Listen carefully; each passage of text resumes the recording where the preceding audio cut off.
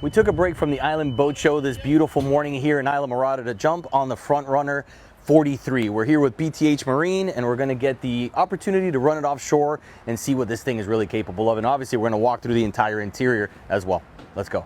Quad V10 400s, pushing this boat at about 74 miles an hour, and you'll do 45 miles an hour, doing about 0.8 miles per gallon. So it's fast, it's fuel efficient, it's going to do in real time. Come on.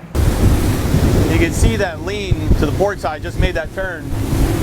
Tommy's not even touching the engine trim at all, so they say it has something to do with a thicker chine and a kind of reverse angle that'll grab the water, keep the boat up top, won't allow that bow to steer. So you want to get those sponsons out of the water towards the bow to be able to get more control when you're turning. I don't even feel like you're going for it. Well, it still takes some getting used to making that turn and being perfectly flat, but yeah. I mean, we've definitely seen some where you're making a port side turn and you're leaning in the opposite direction. Yes.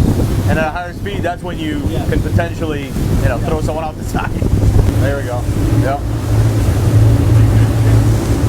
Right. See how kind of like tilts in? Yep.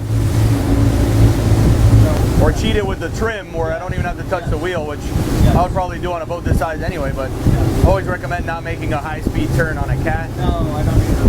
But it's true, this thing does stay nice compared to a lot of cats that we've been on.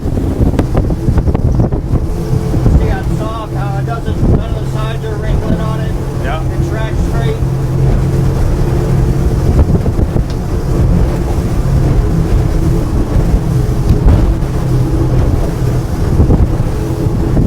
Doing 56 miles. I was in the air for a couple of those.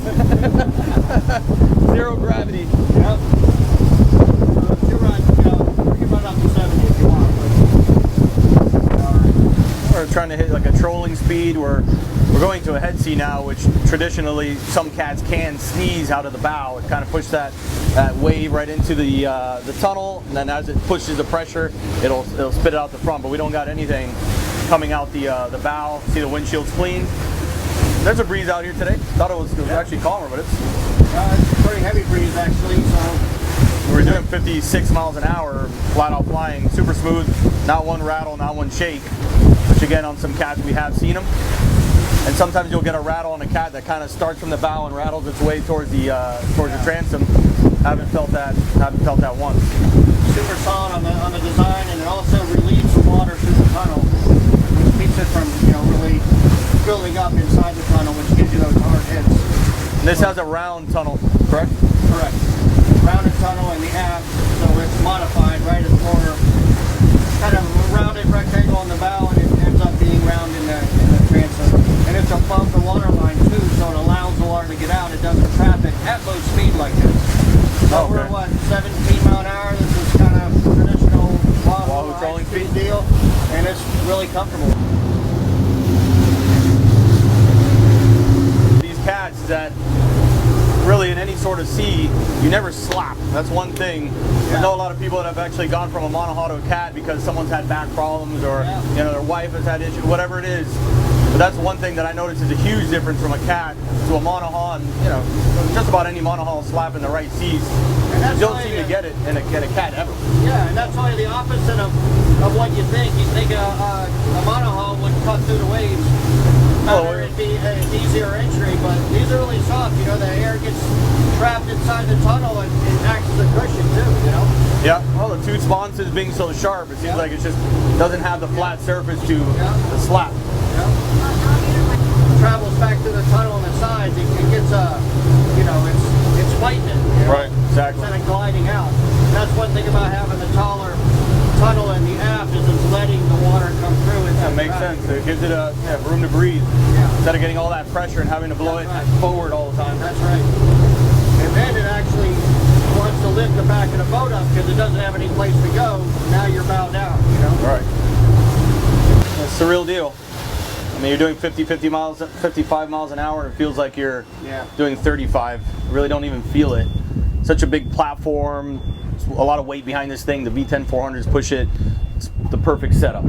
So I'm sold. I'm already asking Tommy for the friends and family deal, but I'm not sure. Yeah, the engine package, the 400 engine package, with the prop size being really big props on it, and drivability and low speed torque element is just fantastic package. Perfect package for this boat. Yeah. The differences I noticed between the 43 and the 37, obviously a few more feet of length. This is a 12-2 beam and it holds 1,000 gallons of fuel. So you get 600 miles of range on this thing, but everything else is pretty similar. You got your anchor locker here on the port side, big storage space here on the starboard. You can jump and throw a cast net off the bow, you know, deal with your anchor here comfortably. You have a step up right down the center here. Obviously we have the tunnel underneath, so it's a good spot to, you know, store some dock lines, things like that. The lounge is a little bit bigger on this boat as well. Let me crack this thing open. So you can easily fit, you know, this large wahoo, tuna and things like that. And you have it split in two, so you can use one side for fish, the other side for drinks, food, whatever you may want to do. You got vertical rod storage all the way along both sides of this thing as well. These cats have a ton of index storage. Check out the size of this thing. I mean, that thing's got 3 to 4 feet of depth alone. And you can configure these index boxes however you want. If you want them insulated, macerated as fish boxes, you can do that. If you want storage space, you can do that. Let's see, feet go on this side. They have compartments for your 5-gallon buckets, so you can store things and organize them really nice. And then if you just look behind me, check out the length of this boat. It looks like an aircraft carrier. These big cats have that 12+ foot beam, and it runs all the way from the bow to the stern. One thing I love about the front runners is just how clean it is. You can see you have just the things that you need, very simple. Check out the Garmin MFDs here. We got 224s or 22s. What size are these, Tommy? 24s. Yeah, whatever. You see no switching. You got the C-Zone digital switching over on this side. And then you got your chart on that side. JL audio screen, but otherwise the whole dash is completely clean. You can see this little detail, like contour on the console, and the reason why it goes in that downward angle is basically for visibility. So you can clearly see the bow here, absolutely no problem. You can fit the larger screens, but you know, you can be 4 feet tall and see over the console, no problem. And one of the beautiful things about this boat, dual row seating. Once you get into a boat with dual row seating like this, for long runs, having 6 people comfortably sitting here, doesn't get much better than that. And they even have that option on their 37, which you do not see in the industry. Here we have dual in-deck 80-gallon live wells, and you can see they have a really nice oval. Some of those square live wells you see out there are just not ideal for keeping baits lively, and I believe they have a piece that blocks off this little section there.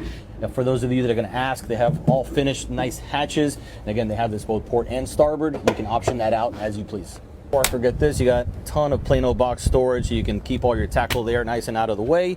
And then you work up your way out to the cockpit. Even though we have the dual row seats and the mezzanine seat, which has a cooler underneath, we got beers in there that do not have ice. 2 points against Tommy.